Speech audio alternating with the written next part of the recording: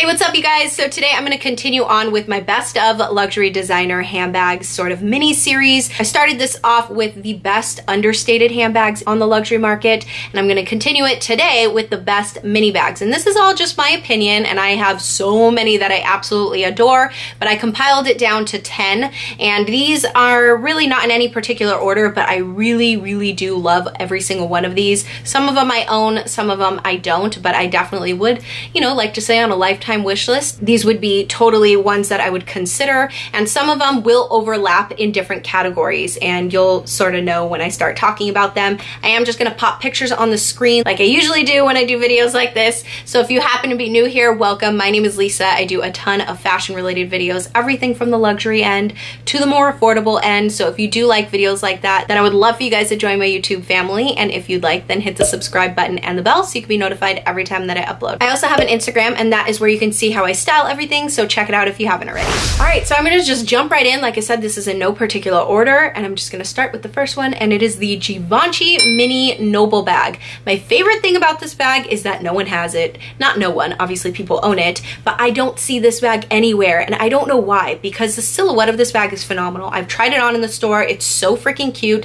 I'd prefer it in a color just because I think it's more of such a simple silhouette that it looks really cool in a pop of color, and you guys know right now I'm all about the pop of color, and it does come in a black or a camel, but on list.com I believe I saw one for $828 in the red, and I think that price point is so good. On selfridges.com for the black and the camel I believe they were around $11.55, but I still think that's a really good price point for a designer bag. I love how Givenchy is just so unique with, you know, within their own sort of style, and they stick to that, and you could spot a Givenchy bag. You know, if you're a handbag lover, you could tell something is from Givenchy. They just take sort of the most simple silhouettes but then add this really cool architectural sort of element to them, and I love the brand overall, and I just think that this is a really good little mini bag. I think it's just so cute, and I love how mini bags in general, just sort of rewind to talk about everything here, I love that they are more than just a handbag. I feel like they really complete an outfit. I think that they look better, in my personal opinion, when you are trying to make an outfit cute. I feel like a smaller bag, a mini bag, helps that sort of look pull together better than a bigger bag. So that is kind of why I'm like a mini bag freak, and I love them. And then also too, the price point of them are usually always better than, you know, the bigger version of itself, or maybe just in general from that brand. Up next, we have the Balenciaga City Mini Bag. You guys know how much I love that gold one. Oh my gosh, it's just so cute. It holds so much. I will say the classic ones annoy me because the strings from the top. So if I ever did repurchase another one in another color, it would be metallic edge collection or even the giant hardware collection, just because it does have, you know, shorter strings on the top or zipper tab pulls that are different. I personally am obsessing over the metallic edge collection. If I were to get a bigger sort of biker bag from Balenciaga, I would probably consider the Town. I love that shape. But as far as the mini bags go, I love the Cities. I think they are so adorable. I love that you can remove the strap, you could just carry it from the top handles, and it just looks super cute. I feel like the Balenciaga biker bags are the quintessential cool girl bags. So I do think that they are always relevant. You know, some people might think that they're passe. I personally don't. I think they're super classic. Whenever I think of Balenciaga, I think of the biker bag collection, and I just think they're so freaking cute. I love them, and they hold quite a bit, quite a lot. I actually really do want the Town bag, like really bad, so I'll save that for a handbag wish list video, but I love that bag. Really love that bag. So the Balenciaga City Minis in the metallic edge do retail for $15.95, but I probably will never say never, but I probably will never buy a Balenciaga bag for retail. The price points for them on the pre-loved market are insane. So I highly suggest, if you are in the market for any of the Balenciaga sort of biker bags, check out the pre-loved market. There's so many good gems out there, and you could even come across, you know, a seasonal gorgeous color that you didn't know existed before. So check out the pre-loved market for that if you are interested. Number 3 is not a bag at all. It's not considered a bag, but I consider it a bag and so much more. And it is the Louis Vuitton Pochette Accessories.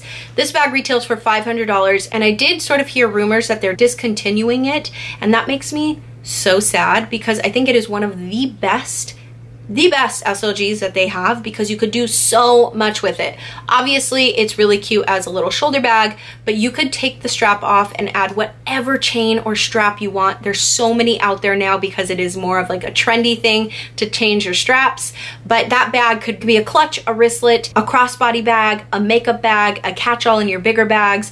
Because of the carefreeness of the canvas, it's sort of just endless. And that is one bag that I totally rely on when I'm just like packing one quick small bag to be like a crossbody bag. When I have bigger bags with me, that is the bag that I rely on. Currently, it's now my run and go errands bag, especially when I go to the gym. I just have everything that I need in that bag. So I absolutely love this bag. And that is one Louis Vuitton SLG that I would highly recommend if anybody is wanting to start out a Louis Vuitton collection. That is probably the one that I recommend the most, especially now being that it is supposedly going to be discontinued, which makes me really sad. Next up has been a favorite of mine from afar for a very long time in all the sizes, and this bag will definitely be on repeat in different categories within this series.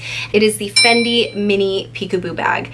This one definitely is really expensive. It starts at $31.50 US, and depending on the leather, depending on, you know, the tchotchkes on it, because there's some that have like spikes on the strap and those are like $4,000. Kind of crazy. It's sort of crazy. This one I would definitely consider getting on the pre-loved market, being that they don't have the highest resale value. Some of them do, some of them don't. It's very, very 50-50 with them, but I've seen them go for really good prices, like on Fashion File and stuff like that. But the look of this bag is something I will love forever. I love that it's understated. I love the lines of this bag. I think mechanically how it opens, and you have like, you know, the openings on either end of it. It's just so cool. I love the architecture of it. There's nothing really like this bag. And I do like how if you aren't really into handbags or in the whole fashion designer world, you can't really spot that it's like a designer bag. It's not really in your face, and I love that. I think they're so cute in every color that they come in. I love the ones with the studs on the straps, but I don't know if I would want to get the medium or the mini. That's something I've been torn between for so long. Eventually, I would like to have both, but just realistically, I don't know which one I would want to get first, and the price point is so high, but this had to make my top 10 mini bags because it's just so cool. I love it. Every time I see it, I just drool over it. Next up is something I'm definitely going to butcher the name, but you guys will know what I'm talking about because I'm going to put a picture, and it's the Prada Cahier bag, Cahier notebook bag. It is so gorgeous. The moment that they, you know, came out with these, I saw this like in an ad campaign in a magazine. I don't remember which magazine, and I was just like, oh my god, that looks like a little book. I'm obsessed. This one I don't know if I would 100% purchase, being that I really do appreciate it from afar. Maybe if I came across one, you know, and ended up really super falling in love with it, I would, but I had to give it a mention because I think it is one of the chicest, coolest mini bags out there, especially at the moment. And I do think because of its uniqueness, Prada is definitely known for its uniqueness and its boringness at the same time, but because of its uniqueness, I do think that there really isn't anything that would make it passé. I think that the silhouette overall of the bag, being that it's just a simple, you know, rectangular square box looking thing, is just something that could be relevant for a very, very long time. So I love it, and I would definitely consider it if you are in the market for a mini bag that might be a higher price point. This does retail starting around $26.60, and you know, different websites say different things, but that was one of the most consistent prices that I was looking at when I was researching this bag. Next up, I have two Gucci bags in a row because I just love Gucci. It's the Gucci Marmont Matelassé mini camera bag. It's not technically called a camera bag, but it's called just the mini bag. And the next one I'm going to be talking about has the exact same name. It's really confusing. But this bag retails for $980. If I had to choose anything on this list for under $1,000 for a mini bag, well, it would definitely be a fight between the Louis Vuitton Pochette Accessories and this. But, you know, closer to the $1,000 mark, this one I would recommend hands down. In the designer handbag world, oh my god, I think you are getting so much for your money. It's so freaking cute. Camera bags in general have nothing about them that would be irrelevant. I think it'll always be timeless. The colors that they come in are so cute. I love the nude one. I love the red one. I just think that they're so stinking cute. I think that they'll be able to hold a good amount from all the videos that I've seen out there on YouTube, good old YouTube in their handbag reviews. And I love how the strap does feature a little bit of chain on it versus the Soho Disco bags are just all leather, but the bag's bigger, you know, the disco bag is bigger, being that this one is smaller. You're also getting the chain and you're getting the gorgeous GG, you know, sort of emblem. And then on the other side, you have the embossed GG or, you know, stitched GG. I love this bag. I'll forever love it. I think it's so cute. I do like the shape more than the next 2 sizes up in the Marmont line. As far as the camera bags go, I just prefer the shape. But with that being said, I do appreciate the other shapes on other people. I think that they are still super cute. So going on to the next Gucci bag, which is the same name online, which is the Gucci GG Marmont Matelasse mini bag, but I'm gonna call it the flat bag. And this is the one that I do own. I am obsessed with this bag. For me, I personally think that the mini is my favorite out of all the sizes just because it's not so serious. I don't know why I like kind of look at flat bags a little bit more serious, and that has to be for the reason that, you know, Chanel embedded that into my brain. And I have been going back and forth with getting the medium size in the nude color for so long, but then when I think about that size, I'm like, maybe that's not the flat bag I would want in nude in that size. So I'm kind of confused, but overall the collection in general I think is so well priced and it's so gorgeous, and because of the timeless, you know, silhouette of it being a flat bag, I think it'll be relevant for a very, very long time. I went for the black just because it's just going to be the easiest little black bag to pick up, and it was sort of to replace my Gucci Soho disco bag, and I could not be happier with this bag. I have so many videos out about it and I have styled it a million different ways. This bag retails for around $15.80 in the US, and that is just for the regular leather ones.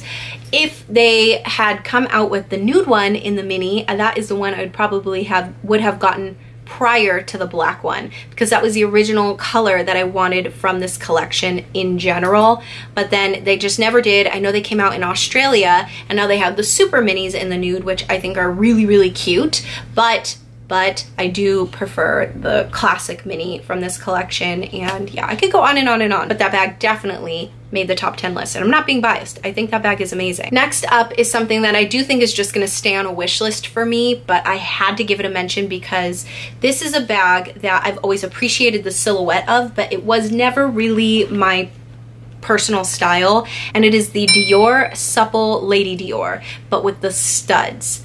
Oh my gosh. I'm pretty sure if you guys have been following me for a while, you know I have a thing for studs and I have a thing for hardware. I just went bonkers when these came out because the Lady Dior silhouette in general is so classic and it's so timeless, do not get me wrong. And I do think it could look really cool when you dress sort of edgy and sort of more on the street style, kind of like my style. I do think it could look really cool. It's not the first bag that I would, you know, choose probably from Dior. And you know, with their older silhouettes that they do have, this one is just spot on cool. Like this is the coolest, one of the coolest bags out right now. These, I couldn't really find a, you know, a consistent price point, but they are around 3,000 from what I've been looking at online, which is like kind of a lot of money, especially for a mini bag, but you do get the embellishment, you do get, you know, the timelessness of it being a Lady Dior bag. The price point of these on the pre-loved market are around the same as retail, so I would say if you want it, just go get it brand new. And I just think they're so incredible, and the fact that you could change the strap, and the fact that you have that strap. So if I had that bag, oh my god, I would have the studded strap, and I would be able to put it on my Pochette Accessories. My mind's blown. Or even on a mini Balenciaga City bag. Oh my god, mind-blowing. Like that would be so cool. So you're getting a really cool strap and a cool bag. I can go on and on. I just love this bag. It's just incredible. In the red, in the nude, the black, I really don't think you can go wrong with any of the colors. Next up is something that I never considered until I saw this in person on somebody. Granted, it was on a girl that was dressed sick AF. She was like dope from head to toe, so it probably helped the bag, but I never considered it until that. And I have seen it online or on Instagram and things like that, but this is now on my like top when it comes to wish list in the handbag world for me, and it is the Louis Vuitton Speedy B20 in Empreinte. Oh my god. I do love a Speedy B in 25 in the canvas. That's great. To me, that's not a mini bag. I think that's a perfect everyday size bag. In the 20, you're getting into the mini sort of size world. In the Empreinte, it has a whole nother effect on the look, and I cannot stress enough how stunning this bag was. I was like, whoa. I honestly was so close to ask her, you know, if I could touch it. No, I'm just kidding. I was gonna ask her like how she's been liking it, but she was walking really fast. And I just think it's so gorgeous. I'm obsessed with that deep burgundy-ish, eggplant-ish color, but in black, red, pink, whatever color would suit your lifestyle, I think would be amazing, because it is, you are getting that timeless, speedy, you know, look, but then you also have this beautiful leather handbag vibe, and you have the top handle, you have the shoulder strap that's removable. I just think this bag is incredible. These do retail for $22.70. So it is pricey, but Louis Vuitton Empreinte leather bags are on the higher price point.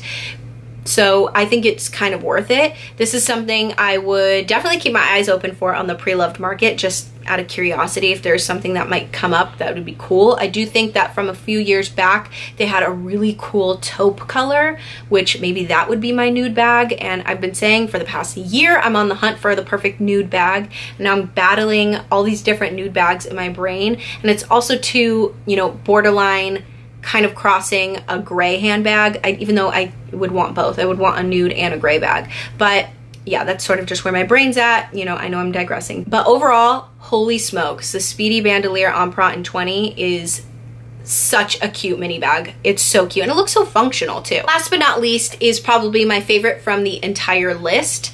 And I'm not being biased, I do have this bag, but it is a vintage version, hint. So it is the Chanel Square Mini. And being that I have the vintage one, I am so impressed with how much detail and work went into these bags back then, back in the day. Mine's from 1997, and just the fact that you have the embroidered C's when you open up the bag is so special, and I just love it. Mine is in lambskin.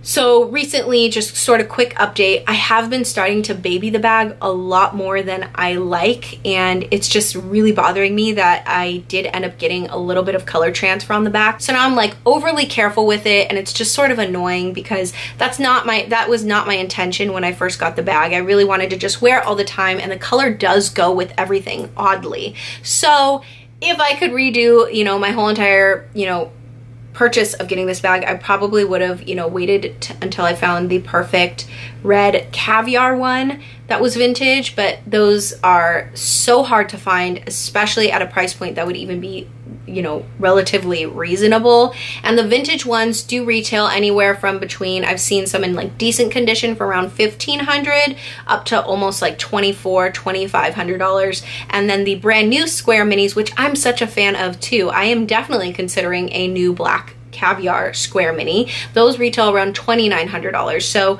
that's crazy for a mini bag. But if you were to get one and you're saving all of your money to just get the most timeless, classic mini bag, it is going to be a Chanel mini. Maybe you prefer the rectangular. I personally don't like those. I do appreciate them on other people, but I'm not gonna put in this video because I personally don't like them. And I do think that the square is a little bit more unique. I think that it doesn't try to be a classic flap. It's a little bit of its own sort of category, its own bag. And I do think that it's just so timeless and gorgeous. If you wanna go into the rectangular route and I had, you know, money to blow, I would prefer the Chanel classic flap in the size small. So that's sort of where my brain is at, and I hope that makes sense. So that is it. Those are the top 10 best mini handbags that I personally think are amazing, and I hope you guys found this video just fun and helpful if you are in the market for a mini bag. And give this video a thumbs up if you would like me to continue this series as far as my opinion on different styles of handbags.